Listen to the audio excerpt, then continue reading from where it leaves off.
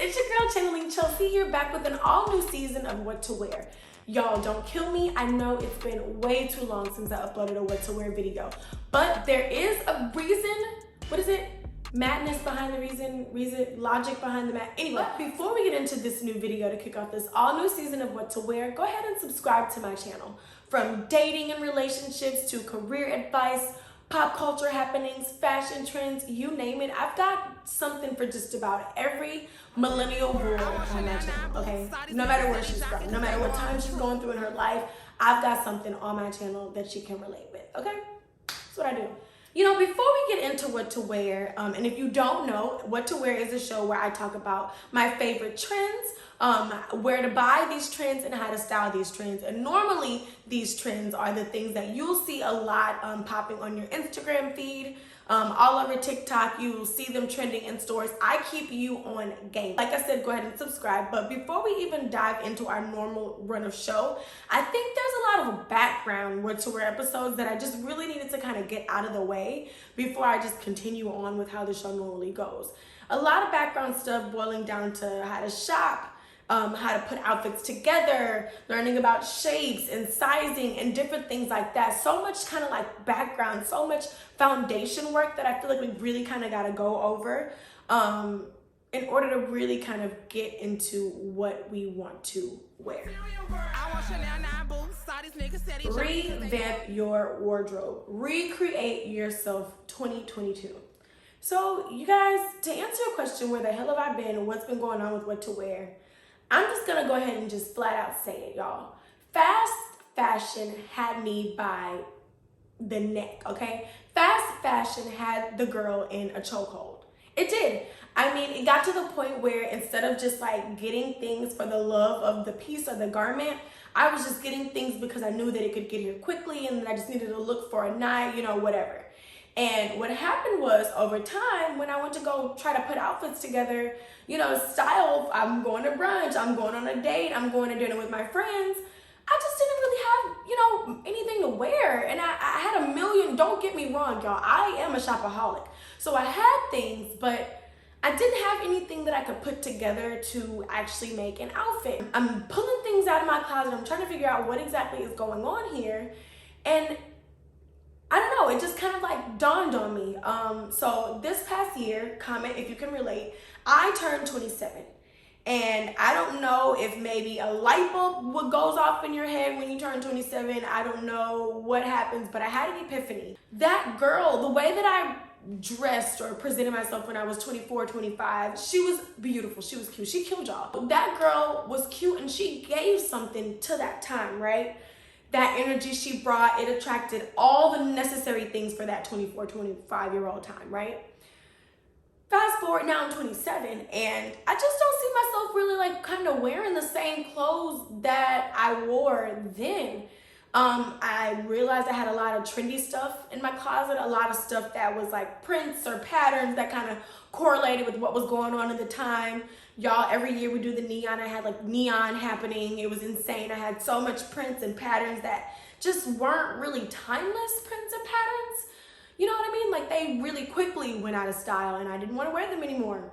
It got to the point where I really literally only got dressed to maybe like do a video, or when I was going out of town, you know, I was serving looks. But other than that, on my like everyday day-to-day, I didn't really have many clothes that I could put on because my closet had become filled with all these trendy or statement pieces, if you will. Honestly, it made me really kind of sad and depressed as somebody who loves fashion and loves getting dressed and is inspired by prints and patterns and textures and colors and, you know, all those things. I just went through this period of being completely uninspired by things around me. You know, I didn't know what to wear. I couldn't figure out, you know, who I wanted to be. Initially, I was proud of it. Then I was saddened by it because what this meant was I needed an entirely new wardrobe. And I took a few steps to get my wardrobe in a very good place. I'm very happy with where my wardrobe is right now because I have thrown away and sold so much, like maybe 60% of what I had is gone.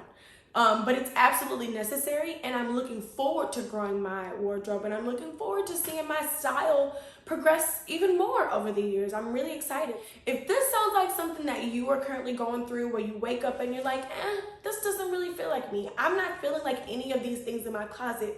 You may be undergoing a similar journey to me. And I think you might want to stay tuned, because I got a few tips that will help you through this rut, because this really, really sucks. And it had me down for way too long, and I'm not going to let you go out like that, sister. So let's get into it. We got to revamp this closet. We got to get this space together. What are we going to do? Step number one, you need to really just take inventory. I know you worked a little retail job before. When you worked in the back, you did the stock room, you took inventory. You know what I mean? You got to really just do some inventory. Pull everything out. I do a closet clean out every 3 months. If you haven't done this in longer than that, girl, then you are really overdue.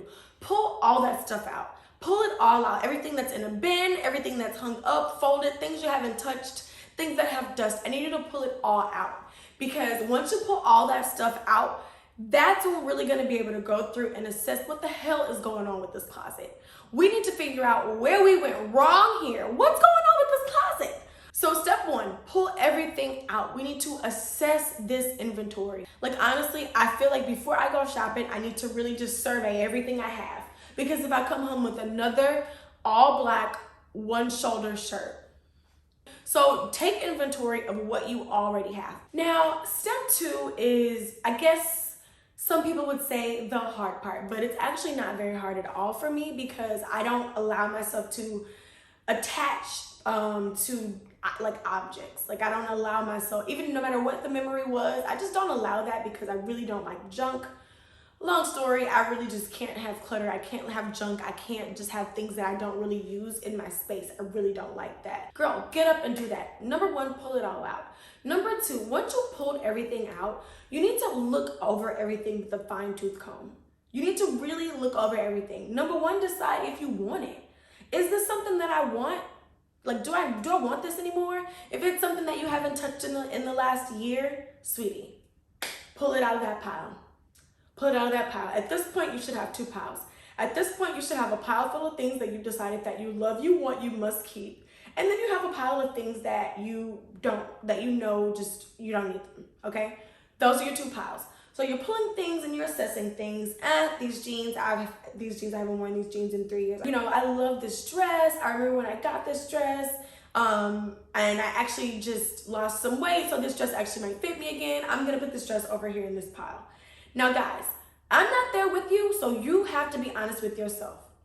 It won't be me. I won't be there. I won't be there to say, will you wear that dress again? You have to be honest with yourself.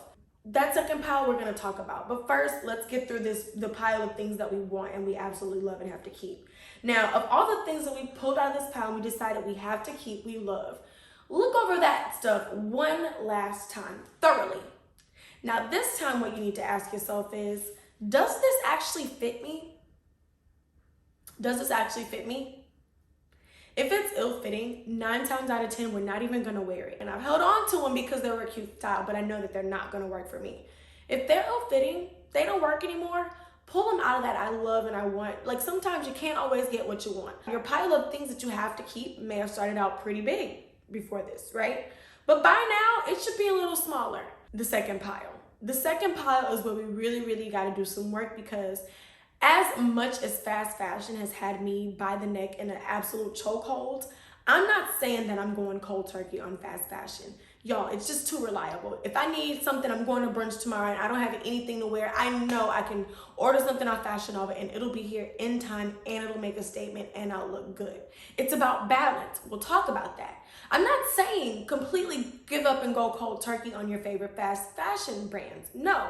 What I'm saying is, when I do this, y'all, I can't help but notice a lot of the things in that pile consist of those fast fashion brands. I don't really see a lot of my Zara in this pile. I never see a lot of my ASOS stuff in this pile. None of my Topshops in this pile, guys. And I just want you to start, making that correlation in your brain. So we're looking at the second pile, and while we have indulged a lot in fast fashion, it's okay, because we can now give back and we can do our part to right this terrible, terrible wrong that we've done to Mother Earth, okay?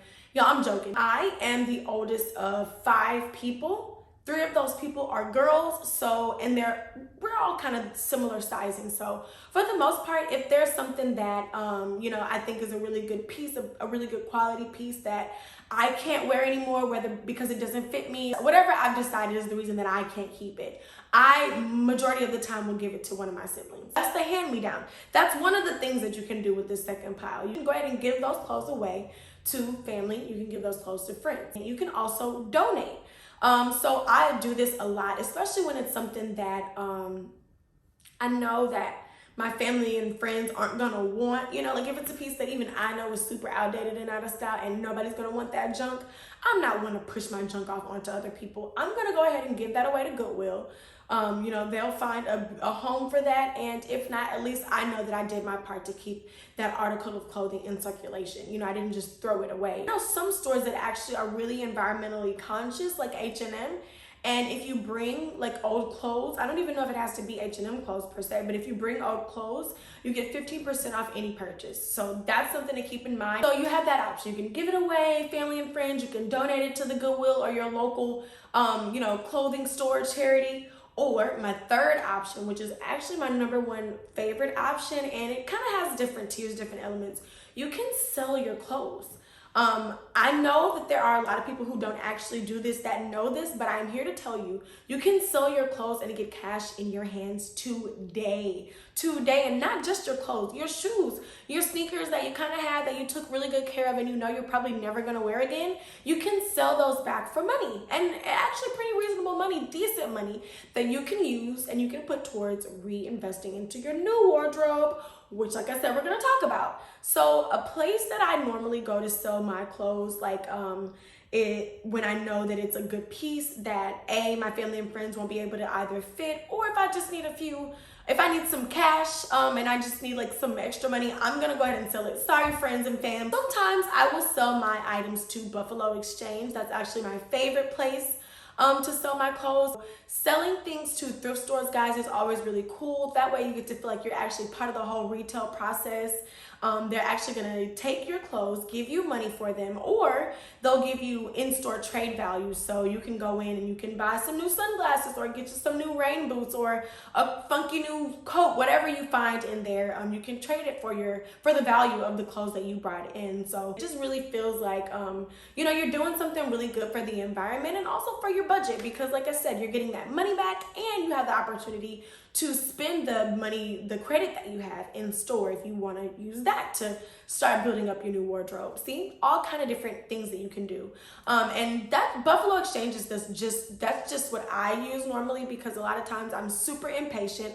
I'm all about instant gratification. I am a millennial, by the way. But for those of you who can, you know, who are a little bit more patient and who can hold out, you may want to look into sites like Depop or even like Facebook Marketplace. I know you can go online and sell things. So you may be able to actually get really good money for your clothes if you're actually willing to be patient and put like kind of like a little bit of a marketing mindset behind what you're selling. You can actually make some pretty good money. But like I said, if you're like me and you just want some instant gratification, you just need some quick cash now, you can look up a store in your area that does buy, sells, and trade clothes. That way you can go in and get some cash for your clothes or some store credit. That way you can start building up your new wardrobe. So guys, that's 3 different things you can do with this second pile of clothes that you knew that just didn't need to be in your space anymore. You can give them away to friends and family as hand-me-downs. You can donate them to the Goodwill or your local or a charity of choice. Or #3, you can sell them either in person or online. Cleaning out your closet is a huge, huge step in revamping your wardrobe for 2022. Once you do that, it's gonna make room for your wardrobe to grow and for you to grow and really decide kind of like what your style and what your taste is, because it's changed, obviously. What is that? What does that change look like for you? And once we do the clean out, I think the next step is really to garner inspiration. So you clean out the closet. Now you gotta try to figure out what it exactly is that you want to revamp your closet with. What kinds of pieces are you gonna look for? I would recommend y'all personally, don't go on Instagram and look at your popular page and get inspired by that, because again, that's gonna get you sucked right back into that fast fashion trap, and we just got free. You don't wanna get sucked right back into the trap that quickly. Try and get into some magazines. I love InStyle, I love Vogue. I go online and I look at their online sites. I mean, I just try to get inspired by what they are pushing out, because 9 times out of 10, those are super high-end brands that I can't actually afford, but I can use that inspiration and go and find things that are similar. And 9 times out of 10, that's gonna lead me to a classic, timeless, elegant piece. Do not get on Instagram if you're trying to free yourself from the clutches of fast fashion. That's where fast fashion lives. That's how it gets you. How do you think we all ended up here? Instagram, no. So that's number 2. Get some inspiration, get some quality inspiration, get you some good inspiration. That's what we're gonna start to think about as we move into revamping our wardrobe, is we're gonna start looking at quality over quantity. A lot of the times when I order from these sites, it's because I know that I'm gonna be able to get 13 pieces for like $130, you know what I mean? But you get what you pay for. While I may shop at Zara and only get maybe 3 things for that $130, I know that those 3 things are gonna withstand the test of time. So, give or take, depending on what it is. When it comes to revamping your wardrobe, you're gonna need to start with your basics. You're gonna need to start with your essentials, because you definitely need basics to pair with your statements. And that leads me into the next thing I wanted to talk about, which is balance. The thing that happened with me, y'all, was I just stopped balancing. You know, instead of getting that beautiful dress that I loved off Pretty Little Thing, I was getting the dress off Pretty Little Thing, and I was getting the shoes and the bag from there too. Don't do that, y'all. Don't ever do that. I think the best way to do it is to have a kind of a balance, right? I'll get my dress from Pretty Little Thing, but my shoes have got to come from like a place of quality. Steve Madden. And my blazer, well, my blazer's from Zara, right? So it's a balance, right? I'm not saying that I'm gonna give up on my Fashion Nova jumpsuits. I'm not letting them go. I'm not giving up on my Fashion Nova 2-piece sets, y'all. It's hard enough to find stuff that actually fits me. I'm not letting it go. But I am gonna go to Urban to get my statement coat. Does that make sense? I am gonna kind of go the extra mile to try to find something that's a little bit different than my normal fast fashion to pair with these things. And y'all, you see it done all the time. In fact, when they're marketing it to you, they do it. Like, for example, one of my favorite, before I decided that I'm 27 now and I need to be a grown-up, one of my favorite shoe sites, I always noticed that they would have the shoe on, but in the background, you'd see her holding a Gucci clutch or a Prada shoulder bag, or, you know, just something real luxurious. And I think that is a great way to sell things, because it kind of makes you feel like it's the quality of luxury. One thing you're gonna wanna do when you are on this journey of revamping your wardrobe, guys, like I said, stay off Instagram, steer away from the fast fashion, but also another thing you're gonna wanna do, and I really am preaching to the choir here, is stay away from the crazy prints and patterns. Stay away from the crazy prints and patterns, only because right now you are at the bare bones of your closet. By now, if you followed the steps in this video, you've thrown away all that crazy stuff that doesn't fit, that's trendy and it's out of date. We're off that. We've gotten rid of all of that stuff.